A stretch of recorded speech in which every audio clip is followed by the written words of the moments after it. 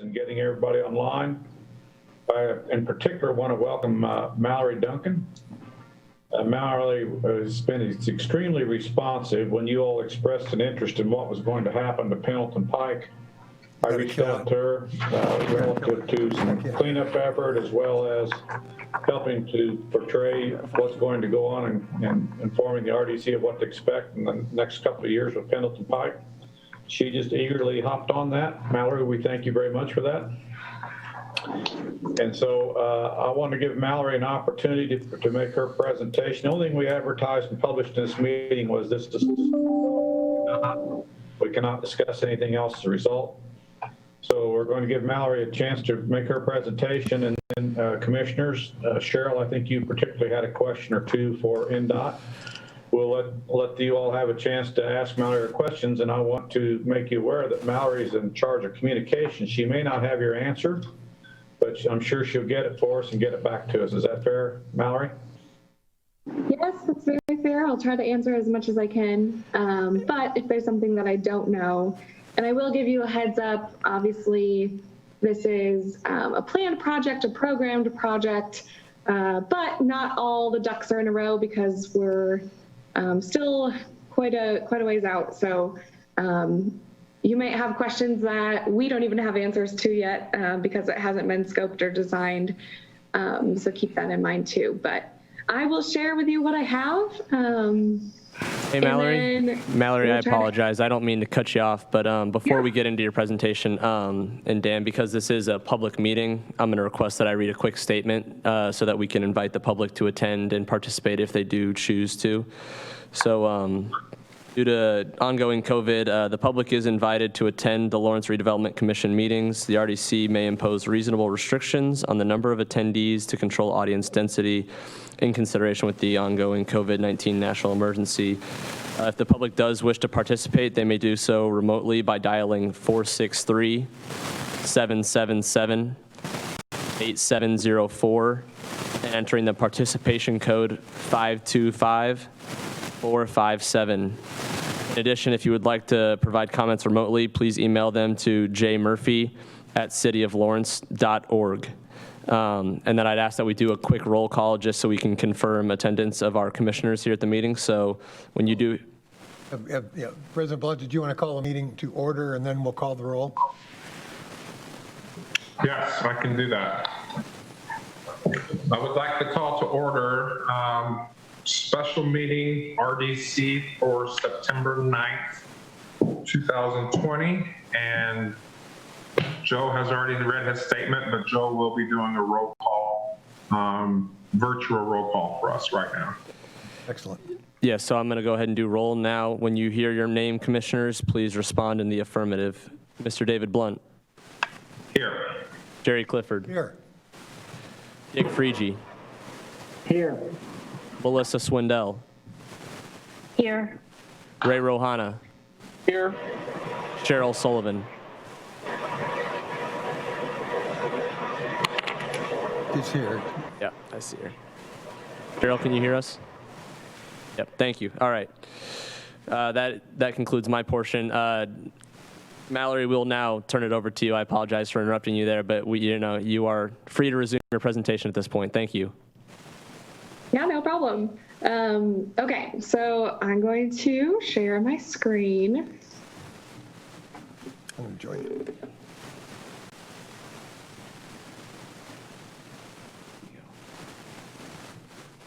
Hopefully this will work. All right, can we see the PowerPoint? Are we good? Yes. Yes. Okay. So I was asked to share just some information about US 36 or Pendleton Pike. And we do have one programmed project that we'd love to share with you. Just, some plans. Like I mentioned before, we're in the design phase. So there are some things we might not know, other things that can be changed or talked about because we're still a ways off. So keep that in mind. So the biggest thing that NDOT, really wants to get across in this project is safety. That is our number one priority. So this is an access control safety project on Pendleton Pike, or US 36. The fiscal year right now is scheduled for 2024, so that's when you'd see construction in the summer of 24. And it is slated to take about one construction season. So our normal construction season is like April to whenever it snows, and in Indiana, you never know when that's going to be. So about one construction season there. The scope, we're looking at the 465 interchange all the way to Oak Landon Road. We're going to do access control via raised center medians between the major intersections. So that's going to limit, where people can turn, where people can kind of enter and exit. And again, that will really help to eliminate some of these crashes along this whole corridor, which is a big issue for us. And like I just mentioned, our traffic engineers are always, looking at reports throughout the district. We're looking at problem areas. We're trying to kind of get ahead of major intersections and problem areas before they become one in regards to safety. So this is the one that pinged our traffic engineers in the past couple years because of the sheer number of crashes. As you can see, there's around 1,000 crashes over a 3-year period. And I believe they did the study between 2016 to 2019. So that kind of gives you an idea of where we are there. And that's due to mostly, because we have access to not only how many crashes, but kind of why they happen. So that's traffic amounts and the number of drives. So the number of businesses and people trying to turn and go in and out and things like that. And so this project, the biggest thing that we want to fix with this project is eliminate some of those movements. I'm sure all of you, if you drive regularly down US 36, you see a car start in one lane and try to cross 7 lanes to get to where they're going on the other side of Pendleton Pike. And obviously that is just not safe for anyone involved. So it'll kind of eliminate a lot of those movements that are unsafe for drivers. So that's kind of the overview of the project. We do have a couple mock-ups of kind of the design of what we kind of want it to look like. Bear with me, they're a little small. So let me try to walk you through some of them, and then I can answer some of your questions and things like that. So before we look at these, you're going to see some new medians. Obviously, there are some medians along Pendleton Pike right now. We'll extend some of those out. There'll be a lot of curb work, which isn't really represented in these designs. But we're refreshing all the pavement markings in the area. We're not going to go through and leave the signals alone either. We'll make sure those are all modified, especially for timing and for emergency vehicle preemption. Should that, all of that will be evaluated when we do this project. So we don't have to come back and do that as well. So all those little things, they're going to look at extending some turn lanes just for safety for people to get in and out of these intersections. So that's kind of what you're going to see. So first, this is the 465 interchange in Pendleton Pike. There's a lot of little colors in there. So basically the biggest change here, all the red and orange you see is what's currently there. The biggest change here is in the green. Over on the right-hand side, you can see that they're going to try to extend that median a little bit. A potential raised median would go there just to really eliminate, some of that traffic going in and out. So that is kind of what the intersection will look like. Again, it'll stay largely the same as it is now. It's just kind of showing you where the medians are and kind of what what they could be in the future. So moving on, this is where you can kind of see more of what they want to do. So this is, you can see 46th Street, Charney, and Geneva Avenue. We're proposing putting the medians right in the middle of US 36 in there. You can see in the green, that's where the median would go. You can see the turn lanes and things like that as well. It just eliminates access points for people for safety, increased safety along the entire corridor. So that's kind of in one section, and they're looking at doing this really along that whole stretch that I talked about earlier. So this is just an example of in this section, that's how it would kind of look. So another one, big intersection in Post Road and US 36. You can see that they're going to extend that raised median from what it is right now. There's already one down on US 36. They'll extend that out just to make that, you know, safer for people as they're traveling along. And you can also see, you know, the signal equipment is there. Those are those red lines. That's where the signals are. There's not a huge change, but they will definitely look at the signals and make sure they're all timed correctly, and make sure all those ramps and sidewalks and things like that are there. So those are the three designs. The other thing I wanted to bring up is there's an opportunity for the city to maintain and plant like flowers, things, whatever, in these raised medians when we do it. That's something we're definitely open to talking to everyone about if you want, you know, your hand in that kind of thing. So that's kind of what I know. That's again in 2024, so we're a little ways out here, but the basic design is there. The raised medians for safety, and really just that eliminates a lot of cross movements over multiple lanes of traffic, which causes those T-bone crashes, those more severe crashes that we really want to eliminate in this corridor. So I will try to answer any and all questions you have. If I can't, I will for sure get back to you when I can with those answers.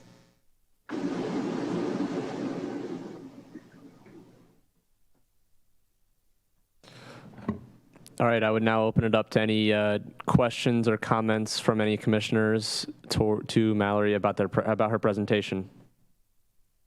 Mallory, this is Cheryl. Thank you so much for joining us this afternoon. We appreciate your responsiveness. My questions were around the utility lines along Pendleton Pike. And do you know, or are there plans for burying some or all of the utility lines along with this construction project of putting in the medians? Obviously, my interest is twofold. One is just aesthetics. They are terribly unsightly. And then second is just to protect the utilities from all the storms that we have. And then you've even brought up the crashes we have in the major intersections. So I wasn't sure if that was part of your 2024 plans or not.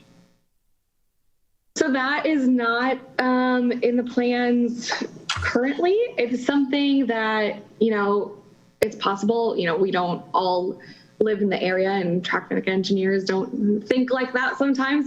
It's something I can bring up and see if there's anything that they can do, fit into the plans that, you know, could kind of help with that as much as we can.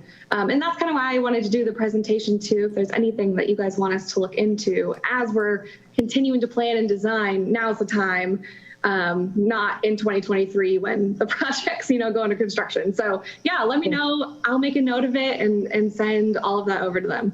Well, that would be particularly helpful, certainly if you're bringing in large construction equipment, and if could do it over the same period of time between now and 2024 would be extremely helpful. The other question I had is, does the state have, particularly for that area, any guidance, restrictions on signage along Pendleton Pike, you know, including billboards or particularly signage for buildings? Businesses? Not that I know of, no. Obviously, if a business is there and has signage on buildings, if it's not in our right of way, we don't have a ton of jurisdiction there, based on what they have and what they're posting. Now, if there are signs in our right of way that are not permitted, obviously you can get a permit to put a sign there, depends on what it is. And that would be a whole nother process. But if there's something there that shouldn't be, or, just kind of popped up one day, that's something we can look at too. So if it is in the right of way, I would assume that you would give notice to the city ahead of time? If it has to come down or whatever it is, it depends on what the issue is. If it's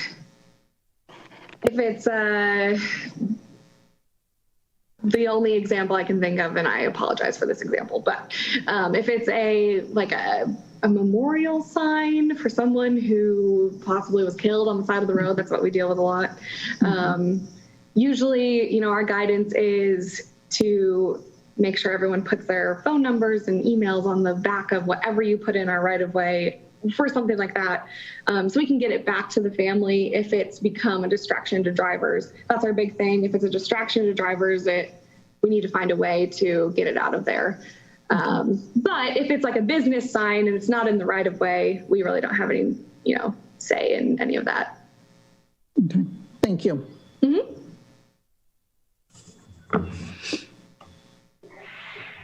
Thanks, Mallory. My In terms of signage?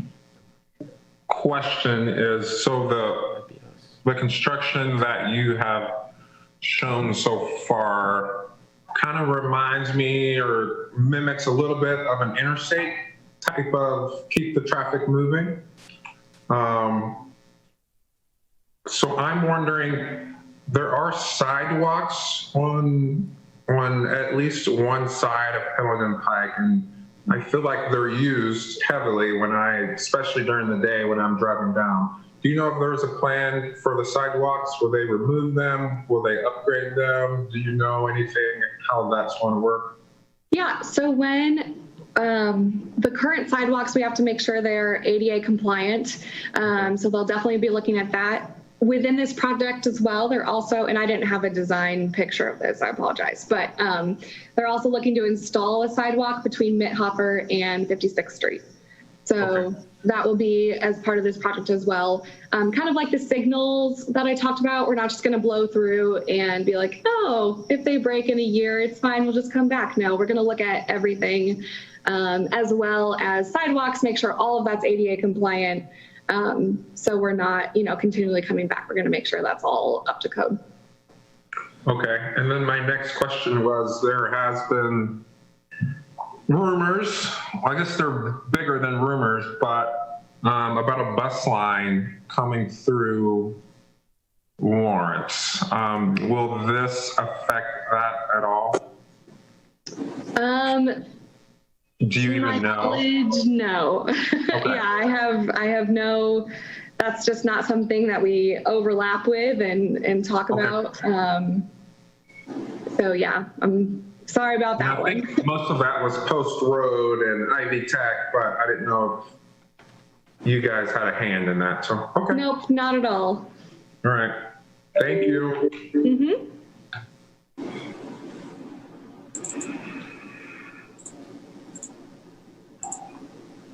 So if there's no further questions, Mallory, I sure appreciate what you provided to us and the personal attention you've given us to our requests. We'll look forward to receiving your responses when they're appropriate.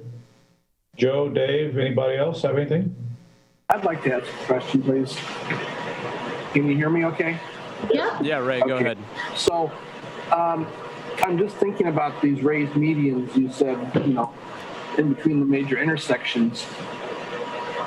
So it's going to be a continuous median that could stretch a mile, potentially? Some of these major intersections are a half mile to a mile apart. It won't be the entire way between intersection to intersection.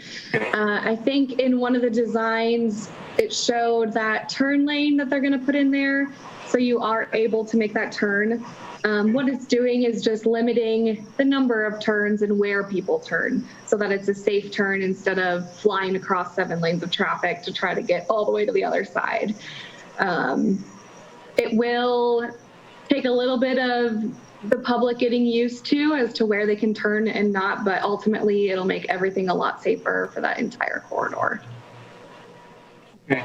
I was just thinking of variety of businesses that are lined up that aren't necessarily that close to an intersection. And yeah, so it will have to require some people getting reused to where they get to a business or out of a business. Yes. Has this been proposed to the businesses up and down Pendleton Pike? Do they know about this? It is not yet. So, and we can kind of talk about the process if you guys would like to. That would be really helpful if you could give us a little bit more detail on the timeline. Yeah. So right now, 2020, we're in the design phase, and there has been discussion with the city about this project. They've approved the scope and things like that. So there has been conversations there. That's when we talked about obviously maintaining the medians, and if you wanted to plant anything or do anything with those raised medians to kind of beautify the area, that is definitely something we can talk about as well.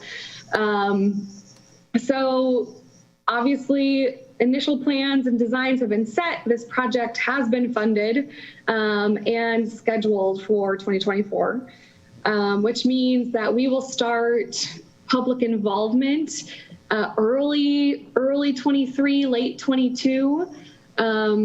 This project will require public involvement, so that means like a meeting or a hearing, and who knows if that'll be in person or just like this. It's a crazy world we live in, and I hope not in 2 years, but who knows.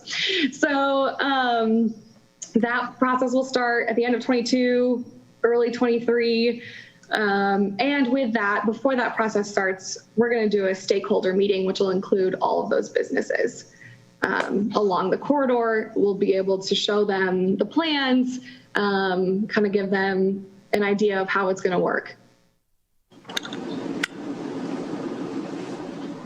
And also at the public hearings and stuff, the public will be able to make comments, and that'll go into public record as well. Hi, Mallory, it's Melissa. Thanks again for the presentation and all the information. I did have a question about possible lighting. You know, the street lights along the area. Is that part of your responsibility, or is that with the city? And is there any additional plans for that as well? So that is not directly in the plans. It's something that can be talked about, though. For sure. Just like the utility lines, I will make a note of lighting. And that's not to say it can't be included. It just hasn't been drawn up yet either. So, and okay, I'm actually not sure if that goes, it's honestly different from city to city, depending on the project, who then would maintain lights along there. Yes, especially if they're in the medians and things like that. So that's something I will put down and ask about. Okay, thank you. I have another question, please. Go ahead, Ray. So this was primarily designed with the intent to improve safety, and you've quoted about 1,000 crashes over a 3-year period, about one a day.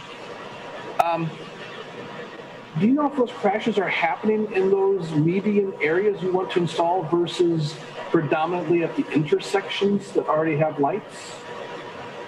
Yeah, so a lot of them have been because of the turning into businesses, into all of it's a lot of them have been because of the movement of the road. And what I mean by that is, you know, when people are moving across lanes to get to a business or whatever, they're having to go a very long way to get across, or let's say they're turning left out of a business and have to cross 4 lanes of traffic, you know, just to get out to that lane. It's those kinds of movements that are causing a lot of these crashes. Okay. Thank you. Mm-hmm. Yeah, Mallory, I live, I live where Ray lives, so I don't live far from Pendleton Pike in Sunnyside. And I know when I'm trying to get in and out, yeah, you have to get to the middle, sit there for a second, and then you have to get out. So I know that causes, my wife won't even do it. She'll just drive all the way around until she can get in easier. So she's already practicing. That's perfect. Yes, she is. She will not cross into the middle. But I understand how that can be a cause of many wrecks. And we know that there will be concerns from businesses. We've done this in other cities before, but that's why we want to partner with them going forward. Once we get closer, to public involvement, to show them, hey, here's where the turn is. Here's, how people are going to have to get to your business, things like that. So we definitely want to reach out to them first as stakeholders before the public. Okay. Mallory, this is one you can't see. This is Jerry Clifford. I'm concerned that we're not touching on Cheryl Sullivan's main concern with the power distribution. She's concerned with the power distribution lines along Pendleton Pike. And those are in the utility right-of-way. Would they, and if they would be transitioned from poles to underground, that would still be utility right-of-way. And that would be a massive project unto itself. And I'm wondering, are you going to have IP&L engineers involved in your project design? And I'm wondering if they have any consideration for, and I'm just throwing this out there, I have no idea how this really works. If it was telephone company stuff, I could speak to it a little bit, but not power. That they would have to be involved early on in order to really affect any change. Because there's just a whole lot of things that would be affected should they decide to move a utility. So Right. Are they going to be involved with it all from the get-go? So obviously that's not typical, I would say. Okay. So that's really not what you're... Because it's the utility right away, if they were the ones who wanted to do something with their utilities, obviously we can't make them do it. Yeah. The only thing we, if their poles and stuff are in our right of way and we're changing something about that intersection or whatever, they have to move them. It's the relocation piece. Right. But obviously if they wanted to do something like bury the wires or whatever, that's a decision they would have to come to, and we would have to sit down and really talk about it. So, second question then, Cheryl, I apologize, almost in your behalf. If we wanted to figure out if IP&L has a project that they're considering which would affect the burying of the power distribution system along Pendleton Pike, who would we contact? Do you have any idea? With IPL, I'm not sure. I know they have a community liaison who I've talked to him before. That might be a good place to start. And I will also go back to my designers and ask if there has been coordination beyond like the normal utility coordination that we do, just to kind of see what process they're in there and what they're thinking and what kind of process we would have to go through to get that something like that even started. Great, thank you very much. That'd be very helpful. Yeah, Thank you. you're welcome.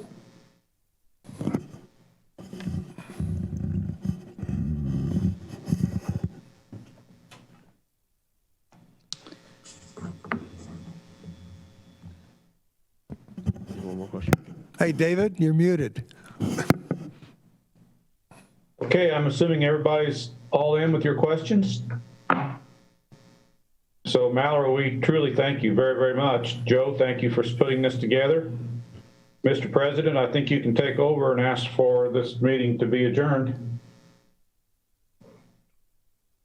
Can I have a motion to adjourn this special meeting on September 9th, 2020? So moved. Jerry, I'll second. Ray, Do a roll call vote for adjournment. David Blunt, Yes. Jerry Clifford, yes? Melissa Swindell, Yes. Ray Rohana, Yes, sir. Cheryl Sullivan. Yes. Mr. President, we're adjourned, I believe.